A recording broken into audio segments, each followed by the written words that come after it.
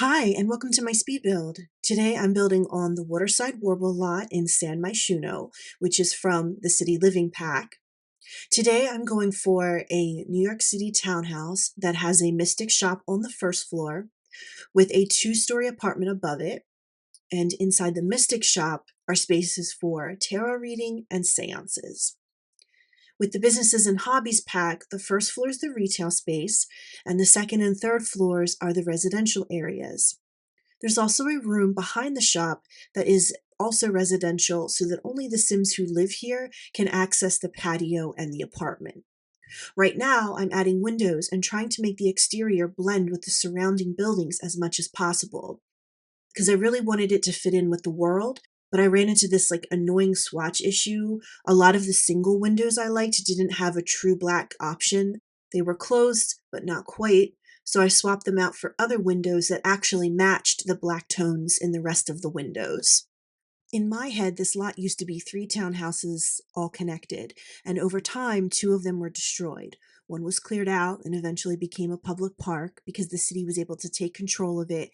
Maybe they bought it, maybe it was donated, maybe it was repossessed. The other one is the townhouse in ruins, and for whatever reason, it's still sitting there untouched. And so the ruins used to be a townhouse, but it's in shambles and it hasn't been rebuilt or replaced. I went through the debug menu, mostly pulling items from packs like Get Together and Cottage Living, and grabbed a bunch of broken pieces and debris to add detail and realism. Then I found a ton of graffiti and decided to really lean into it because it makes the space feel used, lived in, and realistic, like people have been sneaking in there for years. And I was also thinking that this type of lot leaves room for gameplay decisions if you decide to download this. So, do you keep the ruins as a spooky abandoned hangout spot? Do your Sims sneak in there to do messy things like graffiti or hanging around a makeshift fire pit? Do you clean it up and expand your home? Or do you completely rebuild it into a second townhouse? I wanted the lot to feel flexible, like a story prompt that you can continue in your own save.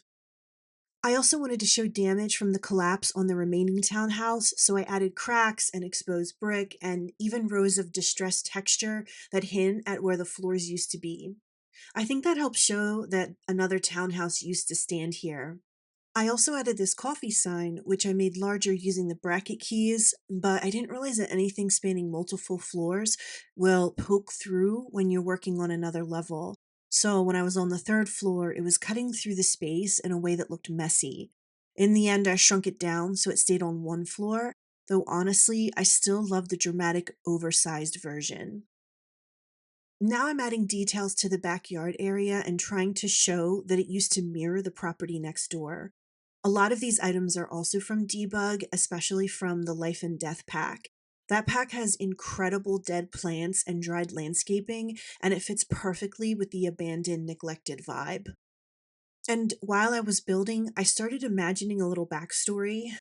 Maybe a spellcaster runs the shop and lives upstairs, and maybe the neighboring townhouse didn't burn down by accident. Did the spellcaster have something to do with it? Did they want to expand their space? Was it revenge?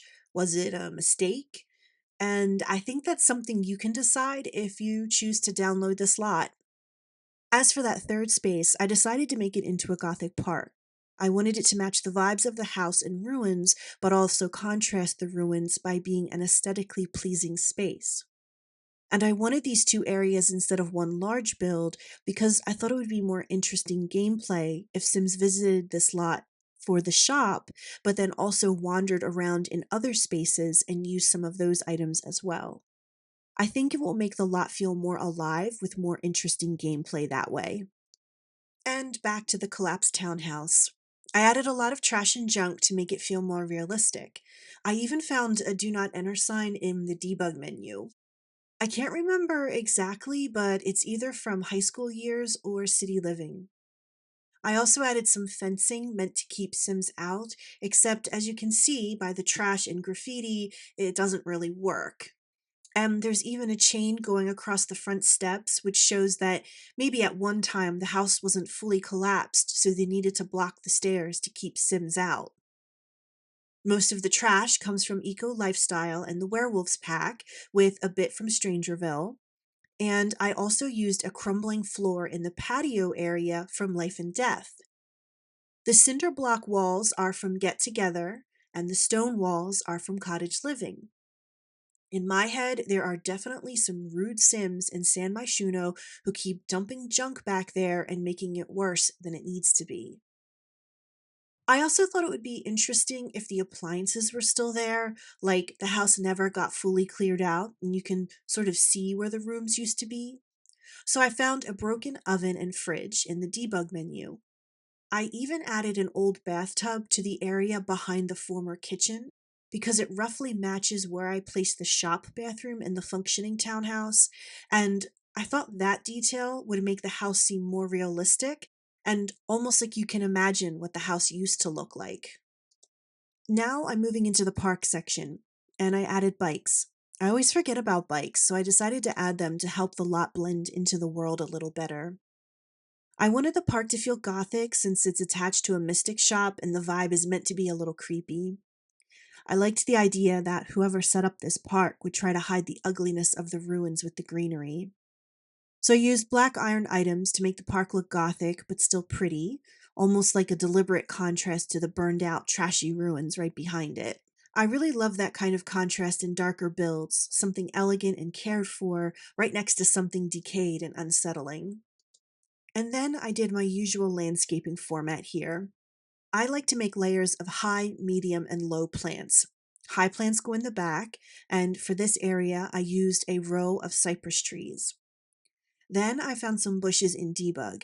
Pretty sure they're from Get Together, and lined them up as the medium layer. Then I jumped over to the chess tables and added an iron pergola for some gothic charm, and added the pathways using some cobblestone terrain paint, and added a fountain before going back to the landscaping. For the low layer of my landscaping, I used low-lying shrubs. And there are so many good low-lying shrubs in debug depending on which packs you have. I finished with hydrangeas for a little color, but I still tried to keep the palette controlled. Then I added some wrought iron park benches, which I believe are from Lovestruck, for more gameplay and to add to the Gothic style. Then I decided to make a bus station after finding that bus station sign, and then there's also an awning that I had found as well, and I thought that was a great way to make this feel more like a neighborhood. And then I went on to add the street lights, and then went back to the park to add string lights. And so I feel that string lights are great for that low, moody glow that works really well for Gothic builds. And I wanted the park to feel dim and atmospheric, not bright and suburban. And so then, after rearranging the string lights, I went to add shadows under the outdoor objects to make the space feel more dimensional and realistic. So for that, I used dark terrain paint under things like the swings, the tables and chairs, the benches, just anywhere it would naturally look scuffed or worn from use. And since the space isn't huge, I kept the landscaping light enough that Sims can still route easily around the area. So I finished up the park with a few shrubs against the front wall to balance out the heavy landscaping on the back.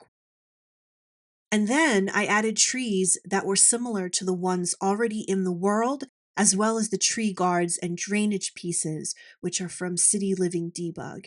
And they help the lot feel like it's part of the existing streetscape. And then I went back to the bus station and rearranged it so that it fit better on the sidewalk. And I finished up the bus station by adding some lights. After that, I moved into the residential part. I started with the kitchen, and I went back and forth on a lot with the apartment style. At first, I thought I wanted it to be old, dark, Victorian, like it hadn't been updated in decades. But once I chose the kitchen flooring and the wallpaper, I suddenly wanted the space to feel more modern. Still witchy and gothic, but with some freshness mixed in. Kind of like modern day witch who loves vintage pieces, not a historical reenactment house. And then I found a dining table and chairs that really helped set the tone for the design style that I wanted for the apartment, which was more of a thrifted vibe and not so much an antique one. And now we're downstairs in the shop area, the public space.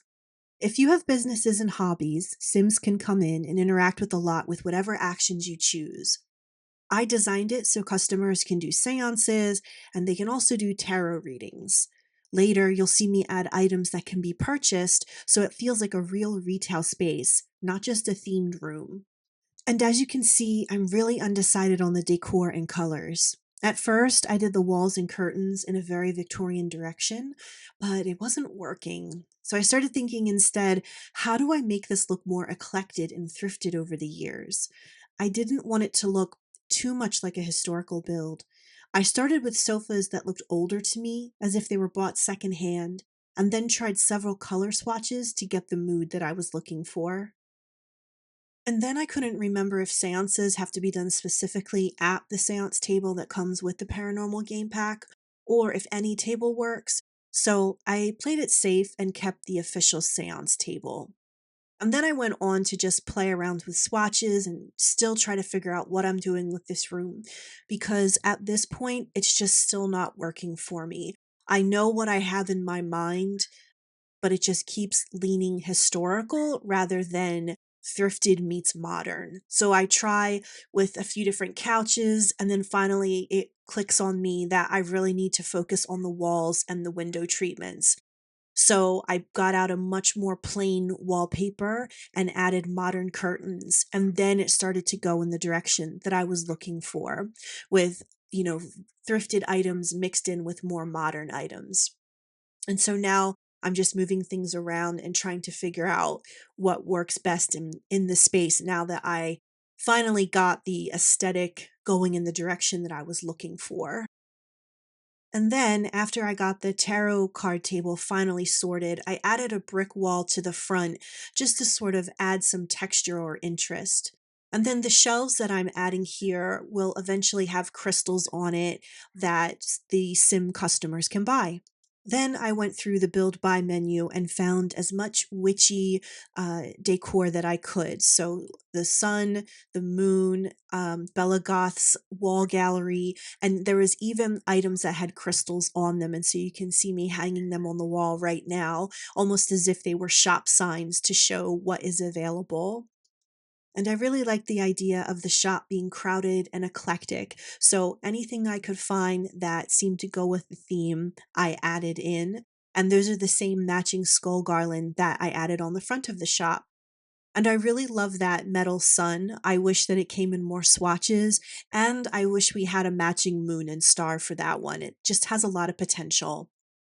And now I am loading up the shop shelves with the crystals. And as a reminder that you do need to use the specific shelves that come with Get to Work or with businesses and hobbies so that your Sims who visit can actually purchase items. You can't just use any random shelf. These crystals are all from the debug menu from a few different games. I can't remember which ones. And then I move on to the lighting, and I wanted a very moody, dimly lit, atmospheric sort of shop. And so I went with mainly candles. In fact, I think in this shop I use only candles and some wall string lights, and those string lights are from businesses and hobbies. And so, in my mind, a mystic shop wouldn't have bright department store lighting. It would be dim, candlelit, warm, dramatic, like you're stepping into a different atmosphere. So, I played with lighting until it felt more mystical and less like a normal retail store. And this back room here is the entrance to the apartment as well as the patio. Now we're upstairs again in the living area. You can see I've simplified the wallpaper and started focusing on the apartment's overall look. Dark wood, neutral tones, eclectic pieces, thrifted boho with a witchy edge. And I've even added what might be my favorite TV in the entire game, which is Bella Goth's TV, specifically with that black cat swatch. Love that one. And I did spend a lot of time on the main sitting area here, trying to decide which chairs, which color swatches, and even which poofs to put around the seating area. And then eventually I decided to go with the sofa that was from the downstairs area.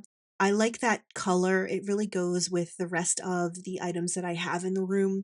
And it also felt realistic to have the same couch as if maybe they used to be together when it was one large house and now they're separated on floors. And I love the end table with the mirror in the back. That is from City Living, and I only wish it was a little bit smaller. It is kind of bulky, but I do love the design. The coffee table was another struggle, but I finally ended up with the one from Lovestruck. And now I am adding wall decor, and I'm trying to find anything that looks thrifted, boho, antique, witchy, and just make a really nice eclectic grouping of artwork. And I also made a gallery wall with a mix of gothic and historical looking art because it adds that layered, collected feel that I'm going for in this room. And it took me a little while to get the wall gallery just how I wanted it, but once I did, I then moved on to adding plants into the room. Felt that that added a real boho aesthetic to the room, and I just think plants look good in any build. And for this particular build, I chose mostly green leafy plants that had neutral containers because I felt like that went best with the vibe that I'm starting to curate in here. My overall goal here was moody and witchy, dramatic but still warm, homey, and thrifted. I know that's a lot of descriptors, but I really wanted the apartment to feel layered, to be realistic, like The Sim collected things over time. And then I began to add more details to the room, such as the record player and small items around the walls and on the different surfaces, just to make it look, again, crowded and lived in with that thrifted look. And then adding throw pillows is another one of my favorite things to do. I really prefer when the sofas have pillows and maybe even a throw blanket. I just think that those, again, look more realistic. And now I'm trying to figure out the lighting for the room, and I wanted, again, the soft, glowy, moody atmosphere, so I'm going with candles and the salt lamp and sconces that look older, like maybe they were the original sconces that the house had when it was built, so it kind of ties in some of that historical stuff without going too heavy on it. And now I'm adding the finishing touches to the living dining area with a sconce from the paranormal pack and then a small bouquet of flowers from the Love Struck pack. Now I'm back in the kitchen to add details and clutter. And I love these jars from the kitchen clutter kit. Honestly, I love that kit in general. It's one of my favorites because I like building pantries, and it used to feel tedious because we didn't have enough variety, especially for more modern kitchens. So as you can see, I'm really filling up this storage shelf, which came from the bistro kit actually. And I'm using the 9 key so I can raise up some plastic storage bins to fit on the top of the shelf. And I like to add shelves to my kitchens to keep the counters clear so they are usable. Because once you place clutter on counters, Sims won't cook there unless it's something really small. And if you build a kitchen like this and leave only one free counter, that counter is always going to get dirty constantly, and your Sim will always be cleaning it. So, if you're building larger kitchens, try to leave at least 2 or 3 clear counters so gameplay doesn't get annoying. And that's what I'm doing here right now, is that I realized I got carried away with the kitchen clutter and had only left myself with one usable counter. So I went back and picked out the items that I liked the best, put them on the shelves, and then got rid of everything else. And now I'm finishing up the kitchen here by adding some rugs to the floor, as well as some items on the walls to help bring some more detail in here. So I've got pots and pans and herbs and spoons. And then I even found a wall dish rack, which I love. I believe it's from Home Chef Hustle. And then that was allowing me to clear up a counter space because I didn't need 2 dish racks now. And now the first floor of the apartment is complete, so we're gonna move up to the bathroom here. And this is a light and bright, large bathroom, and I really wanted to keep that vibe going with white fixtures and white curtains and try to bring in some plant life as well, although in the end, I believe I do switch that out for a different curtain. And now I'm just adding some details, adding some storage, really trying to make it look realistic, even with the little brush cleaner in the corner there. And then moving on, I added the same curtains from downstairs up into this area just to kind of keep it cohesive, keep the style going. And for this second room, I turned it into a home office, but you could also rearrange this to be a second bedroom. And I love the Crystal Creations kit, and I love the green swatch, and I hadn't really got a chance to use that yet, so I decided to use that in this build, and I think it worked out really well. I even found a matching green rug from the werewolves kit, and that green painting or photo, I thought that that went with it really well. And then in Dream Home Decorator has these green boxes, which I thought went great. So I added a whole bunch of those to sort of make this look like the home office where this sim runs their business from and takes care of all of the invoicing and paperwork that a small business might need. And then I realized I might be going a little bit too heavy with the green, so I went back to Dream Home Decorator and grabbed a few more neutral color boxes just to break up the green being everywhere that I was starting to do. And then I moved on to some other clutter, which you can find in the Get to Work pack, has some great filing boxes and folders and all different kinds of office clutter that's really useful for something like this. And now I'm just finishing up with the clutter for this room and adding in little details to make it look like a well lived in, well used space. And then once I was finished with the clutter for the desk, I went on to try to find some lighting for this room. I knew that I still wanted to keep that moody, witchy vibe going. I just wasn't sure exactly what type of light I wanted in the room or where I wanted it. So I was trying with a different mix of different floor lamps and different candles versus regular lamps, and went through a few different versions that I cut out for the sake of time. But then I ended up with this businesses and hobby lamp and decided to make a little reading nook in here. So I found a green chair to go with the green vibe and put down one of my favorite rugs, which is that white fluffy rug. Then I moved on to the wall art because I do like to keep this apartment really cluttered with lots of art that really feels like personality of this place. And of course, adding in the large antique ones as well to kind of nod to the history of this house, but not have it take over the build. So there's just a few different items that give a nod back to that, but they don't overpower it. And from there, I moved into the final room of the house, the bedroom.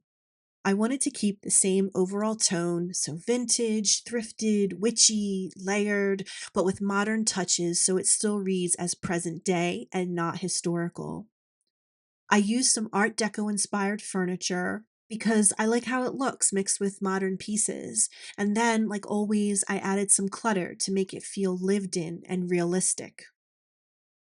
And I really love the beaded curtains that came with City Living. I just wish we had more colors, and I wish we had a rounded version. Like instead of the square beads, we had round beads because I think they're great and they're so good at setting the tone for certain design styles. And of course, I had to add in tarot card posters. I added those in throughout the build wherever I could. And now I'm moving on to the final side of the bedroom here, trying to find the best Art Deco themed furniture to fit in here without looking too antique. And then I cluttered it up with lots of makeup and jewelry and perfume and different things just to make it look realistic and lived in. And here we are at the final section of the build, the back patio. And for this patio, I had imagined just basically a simple seated area with a bunch of planters. And then I saw the in ground hot tub and changed my mind. And so I had to add that into the mix. And I also wanted to add some decorative plants as well. So I chose my favorite from Eco Lifestyle, which are these potted plants here. And I think they really fill in that space well since there's not a lot of gameplay items that might fit in that corner. Then I went on to line the patio with some green shrubbery just to add a little bit more texture and interest since the fence is totally solid black. And then after adding those tall privacy shrubs, I went back with the eco style privacy vines and added those against the wall just for some color and some texture. They're one of my favorite pieces. And then here's where I start to get a little undecided. I had wanted to keep the hot tub, but there was something about having two 3 by 3 items in this space that just didn't feel balanced to me. And I was having a little bit of trouble figuring out how I wanted to balance both the hot tub and the patio table.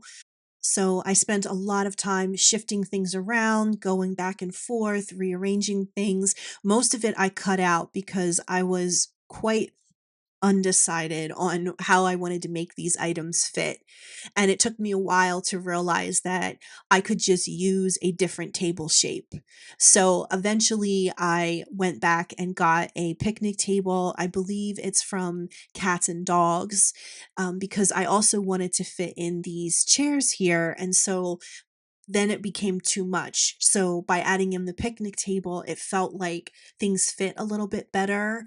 And there was just something about this flow that was a lot more appealing to me.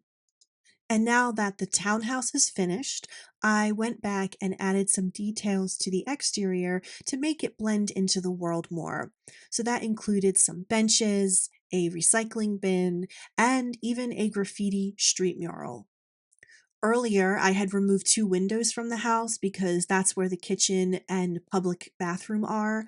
I filled those areas with greenery from debug.